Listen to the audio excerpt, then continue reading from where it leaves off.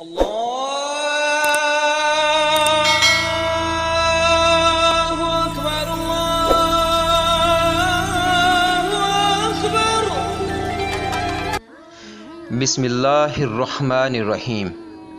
Daily Islamic search के मुअज़्ज़ज़ दोस्तों को हसन नज़ीर का सलाम हो। हस्बे रवायत नए आने वाले मुअज़्ज़ज़ दोस्तों से गुजारिश है कि वो हमारे चैनल को सब्सक्राइब कर दें और साथ ही बेल आइकन को भी दबा दें ताकि हर नई आने वाली वीडियो का आपको बर वक्त नोटिफिकेशन मिल सके और आप तक इस्लामी मालूमात की रसाई मुमकिन हो सके। दोस्तों, अगर अल्लाह पाक की तरफ से हम में से किसी पर कोई सख्ती या मुसीबत आती है तो हमें उस पर सब्र करना चाहिए, ना कि जल्दबाजी में उस पर खुशकिस्मती या बदकिस्मती का लेबल लगा दें। दोस्तों, किसी गांव में एक बूढ़ा अपने नौजवान बेटे के साथ रहता था। पुराना सा एक मकान था। एक कमरे में बाप बेटा रहते थे, दूसरे कमरे में उन्होंने एक घोड़ा रखा हुआ था, वो रहता था। ये घोड़ा बड़ा शानदार और निहायत आला नस्ल का था। बहुत पहले की बात है कि बूढ़े किसान के हाथ एक घोड़े का बच्चा लगा। उसने बाप बनकर बेटे की तरह उसे पाला। घोड़ा बड़ा हुआ तो उसकी खूबसूरती की धूम मच गई। दूर दूर से लोग उसे देखने आते। गांव के रईस ने उसे देखा तो पहली नज़र में दीवाना हो गया। उसने बूढ़े को बुलाकर मुंह मांगी कीमत की पेशकश की। किसान ने माजरत करते हुए कहा कि वो घोड़ा नहीं, मेरा बेटा है, अपनी औलाद को कोई फ़रोख्त नहीं करता। और भी लोगों ने ख़रीदने की कोशिश की मगर सब नाकाम रहे। गांव के कुछ समझदार लोगों ने बूढ़े को समझाया कि तुम एक गरीब आदमी हो, ऐसे आला नस्ल के घोड़े को कितनी देर तक संभाल कर रखोगे? अच्छी कीमत मिल रही है, बेच डालो, कहीं ऐसा ना हो कि कोई ये घोड़ा चुरा कर ले जाए। ऐसे हर मशवरे के जवाब में वो बाबा जी मुस्कुरा देते और बस बात ख़त्म हो जाती। एक दिन बूढ़ा किसान और उसका बेटा हस्बे मामूल सुबह उठे तो देखा कि साथ वाले कमरे का दरवाज़ा खुला था और जाकर देखा तो घोड़ा भी गायब है। परेशान होकर आसपास देखा मगर कोई सुराग ना मिला। बस्ती वालों को पता चला तो वो अफसोस करने आए। जिन लोगों ने घोड़ा बेचने का मशवरा दिया था उन्होंने फट से ताना दिया कि हम तुम्हें समझाया करते थे कि घोड़ा बेच दो, उस वक्त नहीं माने। अब तुम्हारी बदकिस्मती के बगैर कुछ लिए घोड़ा गंवा बैठे। किसान ये सब बातें सुनता रहा, फिर बड़े इत्मीनान से बोला, भाइयों, तुम्हारी बड़ी मेहरबानी कि मेरे पास आए, अपनी हमदर्दी का इजहार किया, मगर मुझे ये बात समझ नहीं आई कि इसमें बदकिस्मती कहाँ से आ गई। ये बात दुरुस्त है कि मेरे पास घोड़ा था जो मुझे अपनी औलाद की तरह अजीज़ था। आज सुबह वो घोड़ा अपने कमरे से गायब है। इस हद तक तो ये बात दुरुस्त है, मगर इसके बारे में अभी से ये कैसे तय कर लिया कि ये बदकिस्मती है? गांव वाले बड़े हैरान हुए, आपस में कहने लगे कि शायद सदमे की वजह से बाबे का दिमाग चला गया है।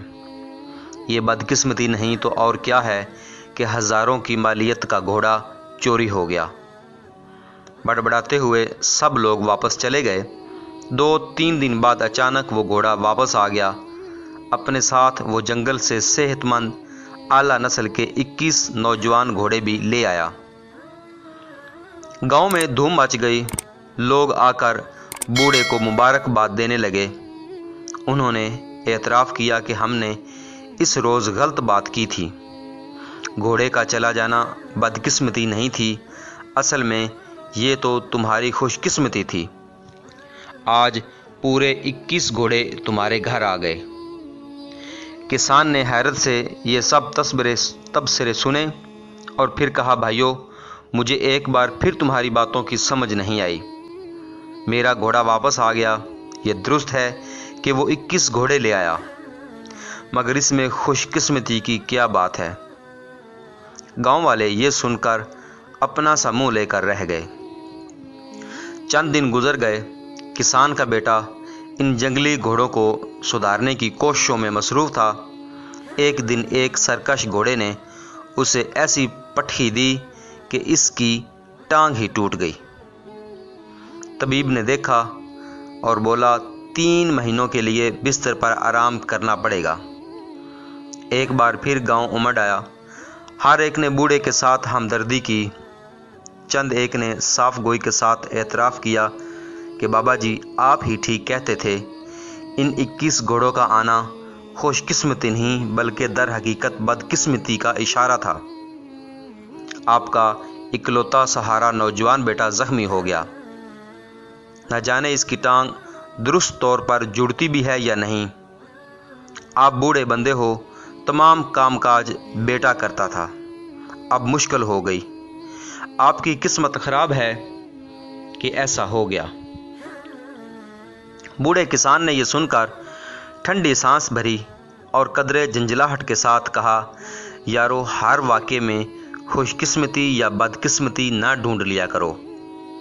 जो बात जितनी है उतनी ही बयान किया करो। इतनी जल्दी से कोई फैसला कुन राय ना दिया करो। मेरा बेटा गिर कर टांग तड़वा बैठा है, इस हद तक तो तुम्हारी बात दुरुस्त है। बाकी खुशकिस्मती या बदकिस्मती का हतमी फैसला अभी होना बाकी है। कुदरत ही इसके बारे में बेहतर जानती है। 2-3 हफ्ते गुजरे। अचानक ही जंग छिड़ गई। करीबी मुल्क की फौज ने हमला कर दिया। बादशाह ने जबरी भर्ती का हुक्म दिया। रियासती अहलकार दूसरे देहात की तरह इस गांव में भी आए और बूढ़े किसान के जख्मी बेटे के सिवा हर नौजवान को पकड़ कर ले गए। गांव वाले रोते पीटते बाबे के पास आए और कहने लगे कि हम तो तुम्हें बेवकूफ़ समझते थे, तुम तो हमसे सबसे ज़्यादा सियाने निकले। वाकई तुम्हारे बेटे का हादसा बदकिस्मती नहीं था, सच पूछो तो तुम्हारी इंतहाई खुशकिस्मती थी। हम सब के बेटे जंग लड़ने चले गए, मालूम नहीं वापस लौटते भी हैं या नहीं। तुम्हारा बेटा तो चलो 3-4 माह में ठीक हो जाएगा। बूढ़े किसान के पास सिवाय सर पीटने के कोई चारा न था। बेचारगी से उसने कहा, भाइयों अगर तुम असल बात को समझ लेते तो कभी इतना परेशान ना होते। और साथ ही कहा कि अल्लाह पाक जो अपने बंदे के लिए करते हैं बेहतर ही करते हैं, मगर हम लोग समझते नहीं। दोस्तों, हम सब बहुत जल्दी किसी वाक़े पर खुशकिस्मती या बदकिस्मती का लेबल लगा देते हैं। हालांकि ये सब तस्वीर के छोटे छोटे टुकड़े होते हैं। हम में से किसी के पास मुकम्मल तस्वीर नहीं। तस्वीर का एक ही टुकड़ा होता है। इसी एक टुकड़े को हम मुकम्मल तस्वीर समझ लेते हैं। एक टुकड़ा कभी तस्वीर को दुरुस्त तरीके से बयान नहीं कर सकता, इसके रंग ढंग नहीं बता सकता। हमें हतमी राय देने के बजाय इंतज़ार करना चाहिए। जो वाक़या हुआ हो उसे उतना ही समझना चाहिए और बयान करना चाहिए। दोस्तों, हरफ़े आखिर में अल्लाह पाक से दुआ है कि अल्लाह पाक हमें हर सख्ती और मुसीबत से महफूज रखे, और अगर अल्लाह ना करे कोई मामला या कोई हादसा पेश आ जाए तो इस मामले को अल्लाह पाक हमें समझने की तौफीक दे। आमीन सुम्मा आमीन।